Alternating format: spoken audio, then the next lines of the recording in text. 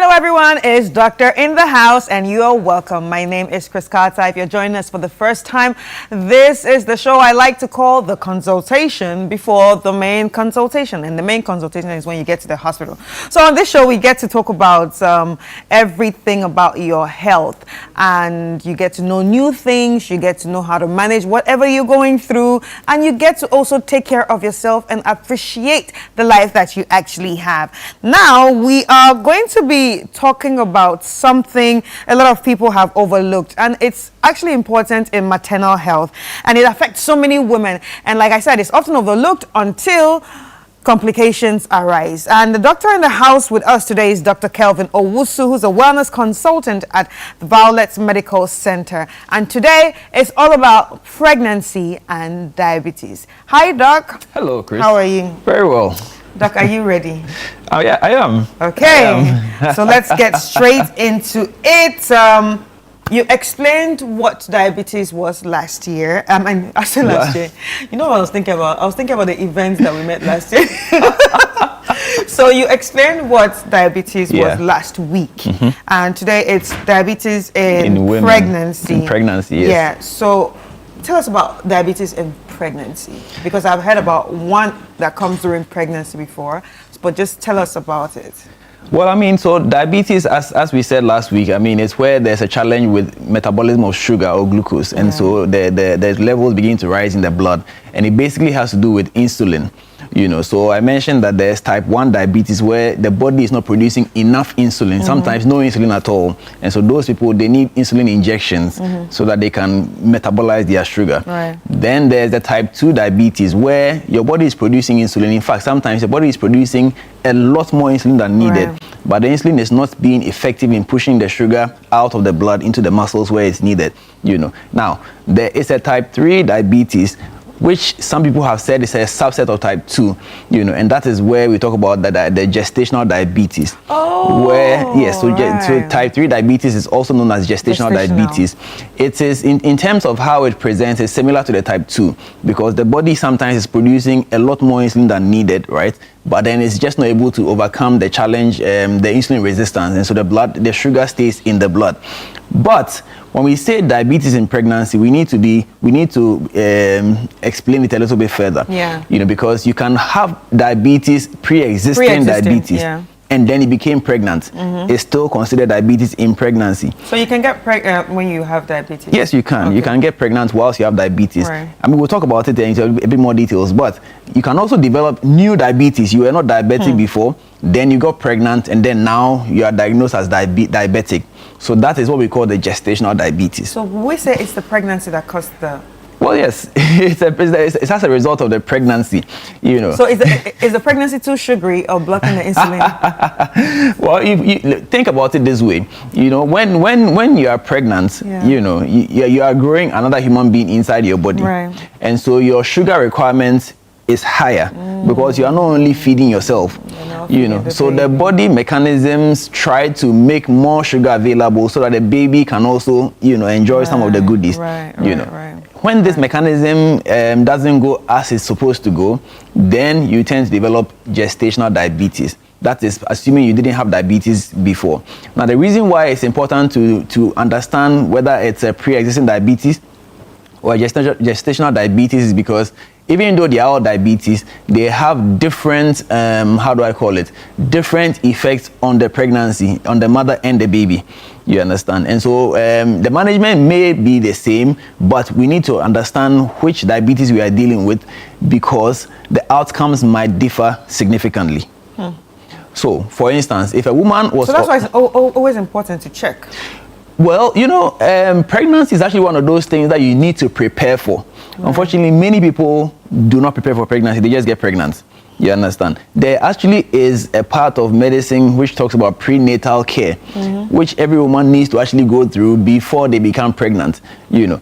Oh, before they become pregnant? Yes, you need to actually have a checkup before you become pregnant under ideal situation. But I don't know how many women have had a prenatal checkup. I mean, hey, they just get pregnant and we all say congratulations. Because the Lord did it for us. Yes, the Lord is good all the time. So, so many women may not even be aware that they are diabetic.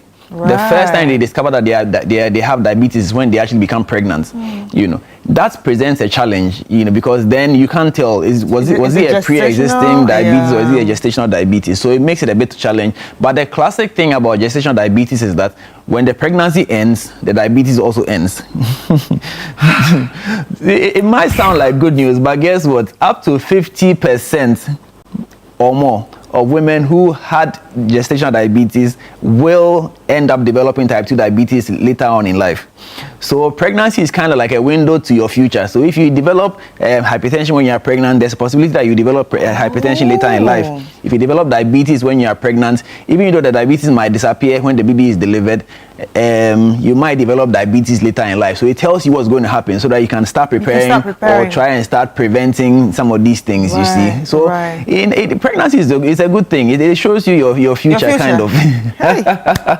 So what risk factors does women with, pregnant women actually with gestational diabetes face? So, in terms of how do I put it?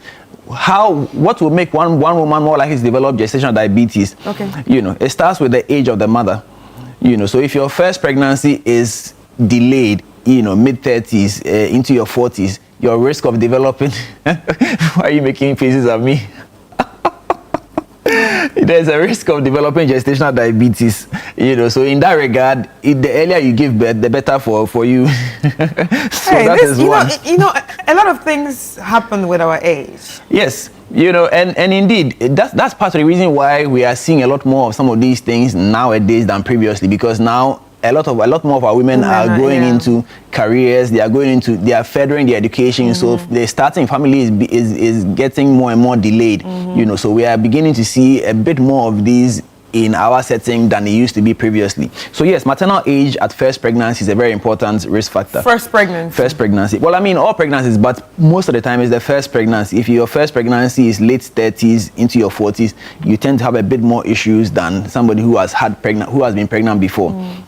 Then if the woman is already overweight, overweight and obese, then your risk of getting gestational diabetes is high. If you've had a previous history of gestational diabetes yourself, so for instance, in a previous pregnancy, you developed diabetes, which went away after the baby was born. When you get pregnant again, there's a higher risk of developing the diabetes again during that pregnancy. Or if there's a family history, if your mother developed gestational diabetes when she was pregnant with you or any of your siblings, there's a risk that you can also have the same experience as your mother. So you need to talk to your parents about their experience, because you might go through the same things that they went through. So those are some of the risk factors that will make one person develop gestational diabetes when compared to another person. Right. You understand? But is it preventable? Like I asked my mother, and my mother said, "Oh yeah, the doctor said I had during your pregnancy, you get me very." So, but is it preventable? So yeah. So, I mean, that's a difficult question to answer, because even though we are saying that the risk factors tell us who is more likely to develop it, there are also women who develop gestational diabetes and they probably they don't have any of the obvious risk factors. You understand? So when it comes to gestational diabetes, it is difficult to say it's preventable, you see, because it's an interplay between your hormones and it's a lot of pregnancy itself is a state of confusion for the body. You see, because you are trying to nurture a baby in there. At the same time, that baby is a parasite, in quote. So something must also prevent your body from attacking that same baby. So there's a lot going on in your body during pregnancy, and that's why there's a lot of, for instance, mood swings, all the cravings. It's all because of this confusing situation for the body, because hormones are spiking left and right, and so it will be difficult to say that if you do this, you prevent gestational diabetes. The important thing is that you need to go for regular checkups. Because like I said, the effects vary depending on which of the diabetes that you are experiencing in that pregnancy. So for instance, if we are starting with those who have pre-existing diabetes, for instance, the biggest risk factor is miscarriages. So typically, women who come in with recurrent miscarriages, one of the things that we need to suspect is diabetes. Does this patient or does this woman have diabetes that nobody has diagnosed yet? Is that why she's getting the recurrent miscarriages? So that is a very important thing as compared to gestational diabetes that will not necessarily cause a miscarriage in that regard. Right. Doc, so I have a question, and Okay. All right. So, when it comes to miscarriages, maybe we'll talk about this someday. When it comes to miscarriages, there are some miscarriages that are termed, I forgot the term, like it's like a fluke pregnancy. It's just there. There's nothing there. Yes. Okay. So I'm sure you're referring to the molar pregnancies. Yeah. It's yeah. There's nothing. It's just nothing there. It's just a shell. Yes. It's possible. So would you classify that kind of miscarriage to diabetes too? So all miscarriages. So diabetes, pre-existing diabetes, especially if it is poorly controlled. Right. Can result in recurrent miscarriages. So the woman gets pregnant within 3 months, the pregnancy terminates by itself. Then she tries again, she gets pregnant within 3 months, the pregnancy will terminate. So that's a very common feature of poorly controlled diabetes. Right. You understand? Then, of course, there are also some women who struggle to get pregnant. So infertility can be a result of poorly controlled diabetes as well. Too. So now here's the thing: you struggle to get pregnant, and when you do get pregnant, then the pregnancy terminates. So that could be a sign of poorly controlled pre-existing diabetes, and we need to deal with that. Then birth defects, So poorly controlled diabetes can result in birth defects. So you get pregnant and you actually give birth to a baby. It causes a lot of things, huh? Yes. So that is why the prenatal screening, for instance, is very important. Once you have made up your mind that I want to get pregnant, you need to go and get yourself evaluated. Do I have everything intact? Everything is all right? Because if the diabetes is well controlled, if it's treated properly, you can get pregnant and deliver a baby and there's no problem. Right. So that's the challenge with pre-existing diabetes. Now, before we move on, if the baby should form properly and you go through the pregnancy process, there's something called IUGR, intrauterine growth restriction, which is also common with pre-existing diabetes. So the child is very small, and then maybe born even preterm, So that comes with its own complications as well. So pre-existing diabetes can cause all of that. On the other hand, gestational diabetes kind of causes the opposite. So the baby tends to become very, very big. Big baby. Very big, you see, and it's because the sugar staining, a lot of sugar is given to the baby, because like I said, the whole point of the sugar, the hyperglycemic state during pregnancy is so that the baby can have a lot more sugar. Now if this is unregulated, as in the case of gestational diabetes, too much sugar goes into the baby. Now unused sugar is converted to fat, so the baby becomes obese. A fat baby. Exactly. So you are going to give birth to a child who is about 4 kilos, 4.5 kilos. I've seen 5.2. Yeah. So for now, currently the record in my hospital is 5.2. I saw a 5 kilo. I was afraid. Yes. it was a huge baby. I've seen that. You cannot deliver such a baby by yourself. And if you actually attempt to do that delivery by yourself, the mother will end up with injuries, down in your nether region. And the baby too will come out with injuries, fractures of the clavicle, nerve damage, etc. So such a baby has to be delivered by cesarean section. The one I saw, the baby died. It's a possibility. Because she was also religious. Oh, we don't just see without, yeah. So the baby was the baby's head just stuck, but the body couldn't come out. Exactly. So that's a catastrophic outcome. But yes, if the baby is too big, the shoulders cannot come out, and if he falls the shoulders out, that is when the mother will get injuries and the baby will also get injuries as well. So if the baby goes past a certain weight, the recommendation is cesarean section. And gestational diabetes can cause that. I love your job. I love medicine.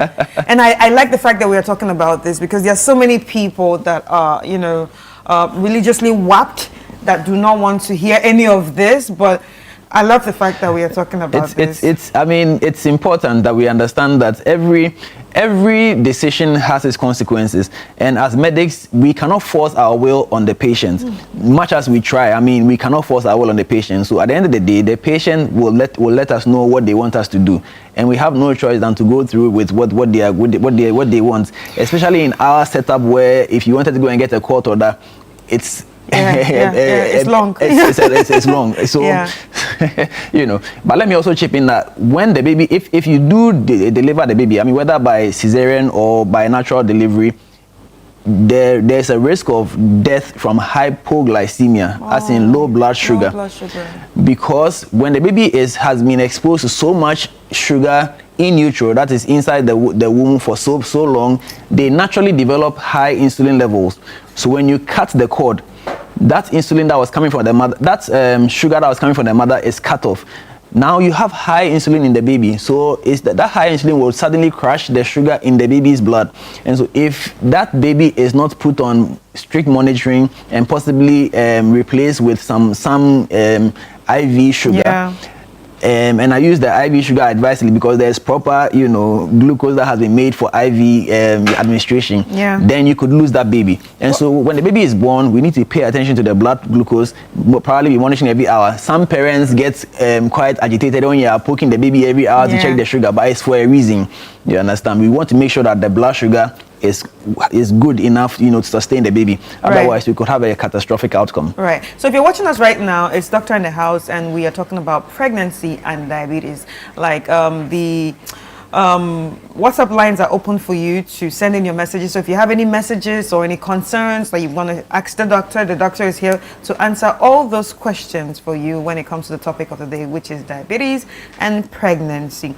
So Doc, what about preeclampsia and high blood pressure? So diabetes, yes. So diabetes in pregnancy actually increases your risk of getting hypertension, which then leads to preeclampsia and its older cousin, eclampsia. So eclampsia is seizure, that pregnant women get as a result of blood pressure related issues and kidney damage. So yes, preeclampsia involves a lot of processes that eventually result in problems with the kidney. So this is why actually whenever you are pregnant and you go to the hospital, they will always take urine from you. I tell my pregnant women that when you are pregnant, your body is not yours anymore, unfortunately. Every time you go to the hospital, they will draw blood, they will take urine. And because we need to check some of these things, so one of the things they check in your urine is glucose. So is there glucose in your urine? Is there protein in your urine? If there's glucose in your urine, could you be developing diabetes, or do you already have diabetes? If there's protein in your urine, could it be preeclampsia? So that's why we must check your urine every visit. Then we need to draw blood as well and check. Again, we'll check your sugar and other things. And at a particular point in pregnancy, around 14 to 20 weeks there, but we need to do a diabetes evaluation. Because it's not every woman who will develop the signs for you to see that this person has diabetes. So we need to check and see, does she have or does she not have? So when you come to the hospital or when you go to antenatal and they are poking you, it's for a good cause because we don't want to miss anything. But before I forget, now the risk in the baby doesn't just end with the hypoglycemia. Babies born to mothers who had gestational diabetes have a higher risk of developing type 2 diabetes themselves. So it doesn't end there. So they have a higher risk of developing it. So they don't have it yet. They don't have it at the time they are born. But as they grow older, sometimes by early adulthood, they most likely will develop the type 2 diabetes themselves in the children born to such mothers. So without without even looking like someone that can develop maybe the weight and being obese and all that. So the point is, if I am engaging a person who has been newly diagnosed as diabetic and we are not finding any risk factor, he's not overweight, he does his regular exercises, then the next question to ask is, did your mother have diabetes during pregnancy? Because there is that connection which has been established. Doc, this is so complicated. It's so complicated. It is. But you see, the good news is that we know how to manage diabetes in pregnancy, whether it was diabetes pre-existing or diabetes that developed during pregnancy. The important thing is that you need to be consistent with your antenatal care. If you don't have any problem in your pregnancy, you don't go to the hospital. I mean, you don't do antenatal as frequently. I think once every trimester, and then you do a final one. So only about 4 or 5 times. If you have such an issue in pregnancy, you'll be required to go a bit more frequently. So you need to engage with your healthcare provider so that you don't assume that they are trying to just waste your time, or you don't just say, my friend is going only 4 times. Why am I going plenty? Let me also sit in the house. You see, your case is unique. Right. So when someone is diagnosed of the gestational diabetes, is there something that the person can do, or let's say, how important is nutrition, exercising, and so on when it comes to the management is similar to managing diabetes. So diet is important, especially in our setting, when people are pregnant, they are told not to eat certain foods, and then things like ayelo and chalk become a mainstay. All those ones we don't advise you to engage to eat any of those things, because it does not help you. Right. But diet, good diet, balanced diet, adequate carbohydrates, protein very important. Some pregnant women are told not to eat protein. They don't eat snail, they don't eat eggs. Eggs and snails are actually good sources of protein, so please eat them. Good fats, not what's it called, the trans fat. And you get trans fat from reusing oils, for instance. And processed food. And processed food, cut down on processed foods. The exercise is very good for pregnant women. In our local setting, we actually discourage pregnant women from exercising, but no, exercise is very, very good, provided they are not overdoing it. So exercise within your limits. If it's a walk you want to take, you can go ahead and walk. If it's a jog you're allowed to jog, so long as there's no contraindication, you have not had any bleeding or low abdominal pain, you can actually jog. There are women who have actually jogged all the way into the labor ward, so there's no problem with exercising during pregnancy. Very, very important. So, and then your medication, once you are diagnosed as diabetic, you will be started on medication. Right. These medications are safe in pregnancy, so you have to take them to help regulate your blood sugar. Because if you don't do that, then the baby is going to continue getting bigger and bigger until you cannot deliver by yourself. So we want to, manage it as much as possible. Right. So we have a question here, Doc. It says, does having a child at 30, 31 affect anything? The mother of the baby? Not that. 30 is actually a good age to have your baby. But when you go above 35 and you enter into 40s, especially for a first baby, then you're entering into should I say chaotic areas of life. But even with that, we know how to manage it. You just have to be consistent with your hospital attendants. All right. So what precautions should people actually take during labor? That's somebody with gestational diabetes. The first thing is you need to go for antenatal. Very important. Once you're going for antenatal, we'll identify the risk factors and we'll manage those risk factors. And then so that we'll know, are you actually a candidate for SVD to deliver yourself, or are you a candidate for cesarean? So once we know which is which, then you are counseled, so that you don't. Sometimes you tell a woman that this pregnancy has to be cesarean. Then the woman will tell you that I've delivered all my babies by myself, so this one to deliver I'm a myself. Hebrew woman. I will Then deliver like a Hebrew woman. And they'll always find somebody to help them push.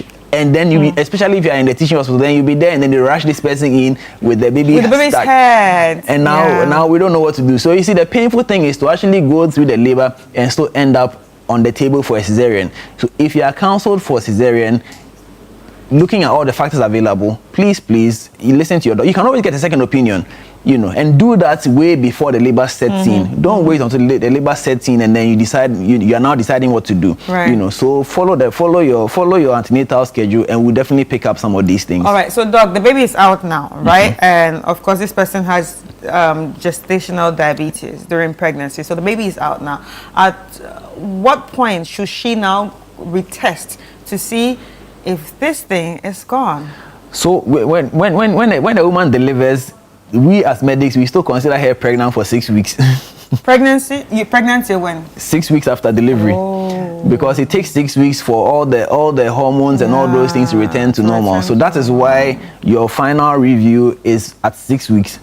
And that is when we'll confirm whether the diabetes has resolved or is still there.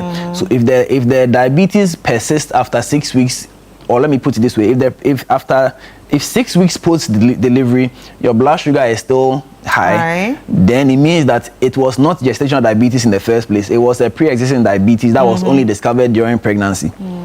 So then it means that you have type 2 diabetes. But if we are testing at the 6 weeks and the diabetes or the sugar is normal without medication, then it means that it was gestational diabetes. So now you go home, and then if you do get pregnant again, we will check again and see if it has returned in quotes. Right. So we actually have a message here. Good morning, doctor. Please, I want to ask if there's a particular food in pregnancy that can trigger gestational diabetes? No. So diabetes in general is not necessarily about the food you are eating. Because that's what they tell us. No. Stop eating sugar. Stop, you get diabetes. So it's not direct. It's not directly related to the food you are eating. Wow. It's about how your body now handles the byproduct of the food, which is the sugar.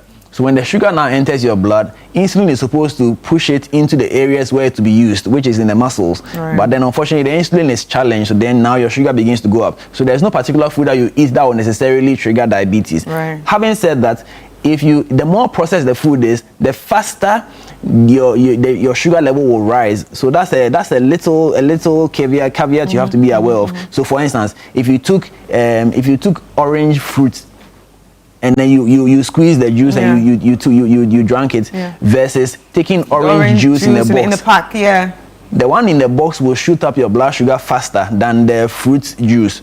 I mean, than the juice from the fruit itself. Organic food though.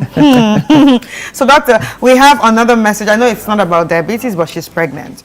Hello doctor, I'm pregnant and I was told I have a cyst at my right side. Can it harm my baby? At the right side, I mean, so I'm assuming this is an ovarian cyst. Yes. So it depends on how old the pregnancy is, because when you first of all, when you have your period, you always have a cyst.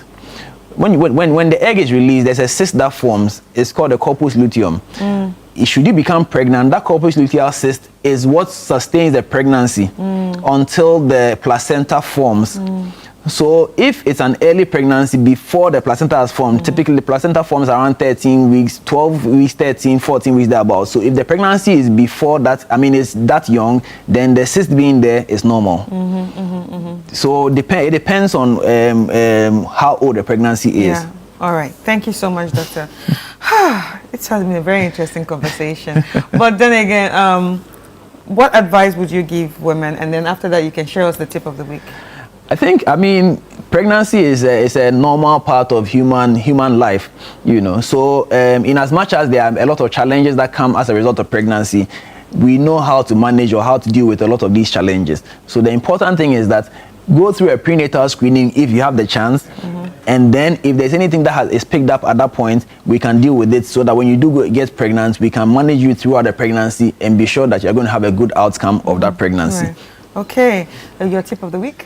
Yes, so diabetes in pregnancy does not only affect the mother, the effects on the child may develop even in adulthood. So that's the point I was making. So it doesn't end when the baby is born. That baby could also develop type 2 diabetes in later life because the mother had gestational diabetes.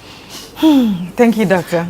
It was really nice having this conversation. Ladies and gentlemen, the doctor in the house was Dr. Kelvin Owusu, who's a wellness consultant at Violet Medical Center. Where is Violet Medical Center? Violet is in Kwabenya, Musuku roundabout. How can people reach out? Well, we are active on social media. You can find us at Violet Medical on all social media channels. And you can also find me as well, Kelvin Owusu, MD, on all social media channels. All right. Thank you so much. Ladies and gentlemen, this has been Doctor in the House. My name is Chris Kata.